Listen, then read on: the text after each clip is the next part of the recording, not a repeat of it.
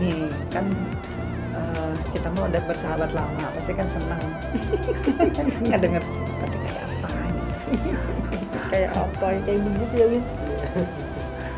Iya, ini Erwin ini Bu Neng. Tahun berapa ya Win kamu kuliah? Dia 2000, tahun 2000 dia masuk Fakultas Syariah di UIN Ciputat. Jadi ketika si Abang masih umur 3 tahun. Coba sekarang si Abang udah selesai dokter, masih nempel. masih nempel. Iya, jadi memang sama dia ininya semua dari A sampai Z dia ngurus semuanya. Karena anak laki ya. Bersama-sama laki-laki. Suka dukanya apa sih? Kalau kita kan ngelihat imam besar sibuk, Iya. Mbak Erwan suka dukanya gimana? Sukanya artinya kalau di sana udah menyatu kayak keluarga orang tua sama anak, ya sama ya kadang-kadang. Jadi saya merantau dari sini, asli di sini ke sana ya alhamdulillah sampai di sana ya tetap kayak di rumah sendiri.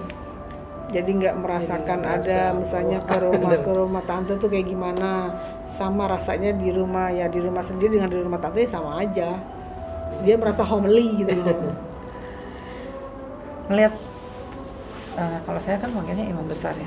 Ngelihat Prof pernah marah nggak? Kalau saya sih enggak. Nggak pernah dimarahin ya? Kalau marahnya diem gitu. Enggak, ini ya. Jadi kalau saya pribadi nggak ngelihat sih ini kalau gimana ini. Soalnya baik. Iya. Dia nggak ada marahnya. Ya kan ini 25 tahun nih cerita Ya. tuh. Ya, selama 25 tahun saya pikir kan sama aja kayak rumah tangga ibu-ibu yang lainnya.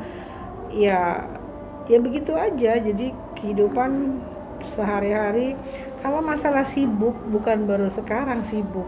Jadi memang dia tipikal orang yang tidak mau diam dan selalu ingin berbuat sesuatu yang baru, dan kalau itu belum dapat dia kejar.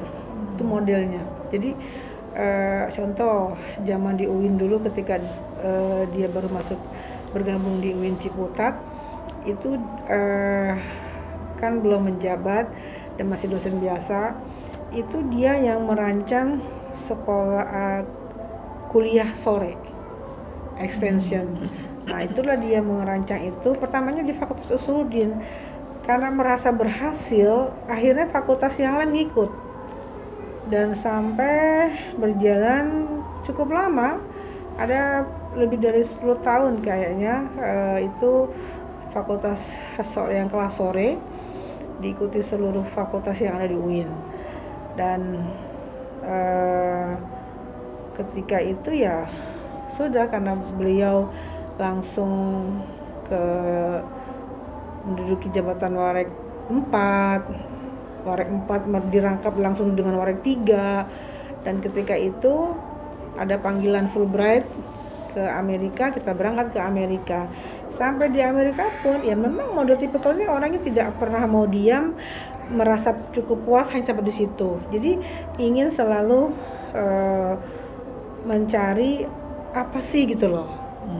Jadi pasti dia mencari sesuatu hal-hal yang baru gitu kan. Jadi ya itulah beliau. Kalau masalah sibuk, kita jadi istri, jadi saya jadi istrinya, anak-anak jadi anak-anaknya, dan dia ponakan yang sekian tahun di rumah. Apa ya? Kalau dibilang kesepian, tidak kesepian, karena memang kadang dia sibuk tapi tiba-tiba ada surprise, jadi bikin tiba-tiba ngajak pergi secara tiba-tiba gitu. Jadi itulah kejutan-kejutan yang kita nggak pernah duga, bahwa apa ya, dia juga kan manusia biasa kan, dia juga rindu dengan keluarga, tapi sementara tuntutan di luar kan dia yang dibutuhkan oleh umat. Ya akhirnya kita ada istilah sudah diwakafkan untuk umat gitu loh. Jadi alhamdulillah karena niatnya baik, anak-anak juga semua juga tidak pernah rewel, terus juga menyadari ayahnya sibuk dan sibuknya untuk umat, ya nggak masalah, dan semua berjalan dengan dengan disyukuri gitu loh, mengalir seperti air. Dan alhamdulillah dua anak juga, anak kami ini sempat sekolah di sini. Jadi yang pertama itu sampai 5 tahun di sini loh, jauh dari Jakarta ke Bone ke ujung sini. Abang itu 5 tahun di sini, terus diikuti oleh adiknya sampai 3 tahun.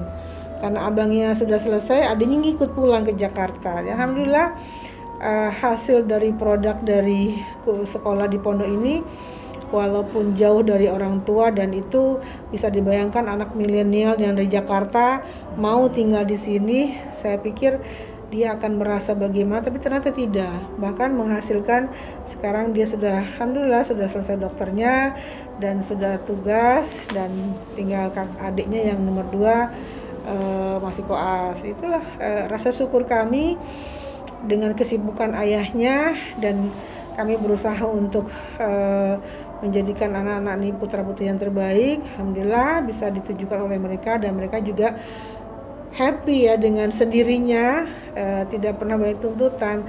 Walaupun mungkin sebagai manusia biasa pasti ada mereka kangen sama ayahnya, mungkin pasti ada kangen kumpul, pasti ada, tapi kembali lagi seperti air, akhirnya mereka juga sibuk dengan sendirinya gitu loh. Apalagi sekarang di dunia kedokteran, sibuk dengan sendirinya, dan yang terus terang yang kesepian akhirnya saya dengan yang si kecil. Jadi saya bingung nih, semua sudah sibuk, tapi akhirnya saya mencari kesibukan sendiri dan bersyukur yang penting kita semua sehat. Nah itu kan cerita yang sininya, kita juga pengen cerita ya, ketemunya gimana sih dulu? Oh, memori, Masya Allah. Ketemu dulunya sih gimana sih sampai kepincut dengan seorang Nasruddin Umar. Iya, jadi tahun berapa ya? Tahun 1995 itu ya tidak ada pertemuan khusus, tidak ada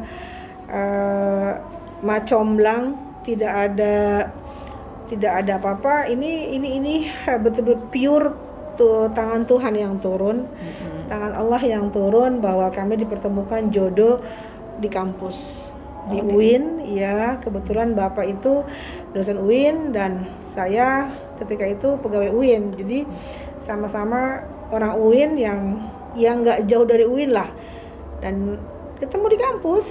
Tidak ada siapapun penghubung, tapi mungkin setelah itu saya dapat info, memang ternyata bapak itu sudah apa ya, ngincer-ngincer kalau orang bahasa anak sekarang ya.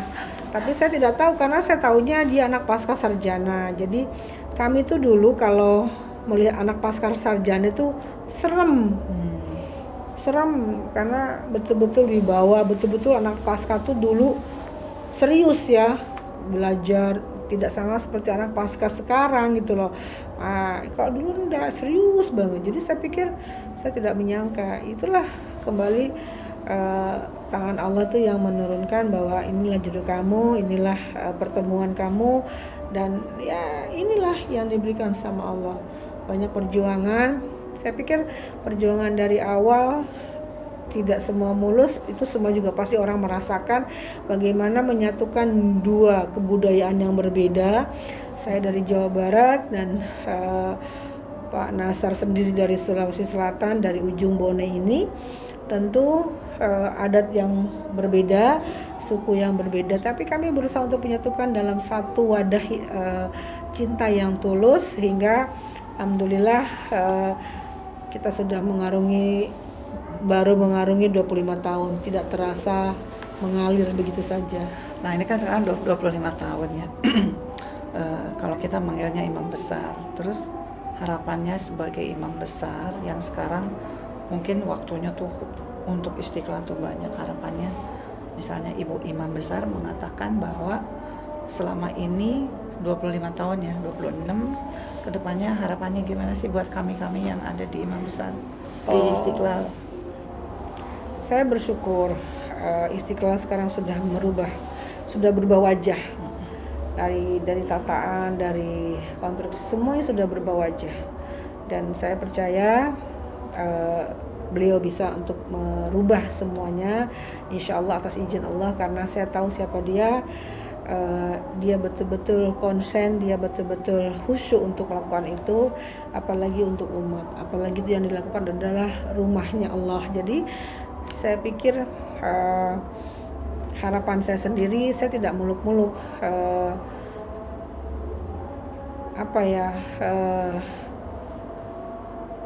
saya berharap dia tetap sehat dan tetap selain milik kita keluarga, tetap milik umat, tetap dicintai oleh umat, dan tetap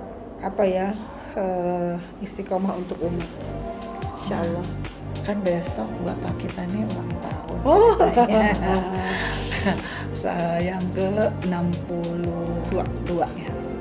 Harapannya apa sih? Mau nyampein apa? Mau bilang I love you kan? Untuk papa yang hari ini berulang tahun, saya mengucapkan selamat ulang tahun. Semoga di usia yang memasuki usia yang matang, insya Allah Allah meridhoi apa yang dilakukan. Semoga sehat selalu, semoga semakin cinta dengan keluarga kecil dan keluarga besar, dan semakin matang dalam hal apapun, apalagi ini dia adalah yang sangat membutuhkan oleh umat, dan kita memiliki anak-anak santri yang sangat banyak. Tentu ini harapan yang sangat besar dari mereka. Kita memang sudah membuat komitmen bahwa kita mempunyai pesantren, tentu kita harus tanggung jawab itu. Ya, mudah-mudahan Allah meridhoi apa yang dilakukan, dan tidak ada harapan apapun. Kami hanya bersyukur, kami hanya mengucap syukur, alhamdulillah, dan berharap tetap sehat, tetap sejahtera dunia akhirat. Amin.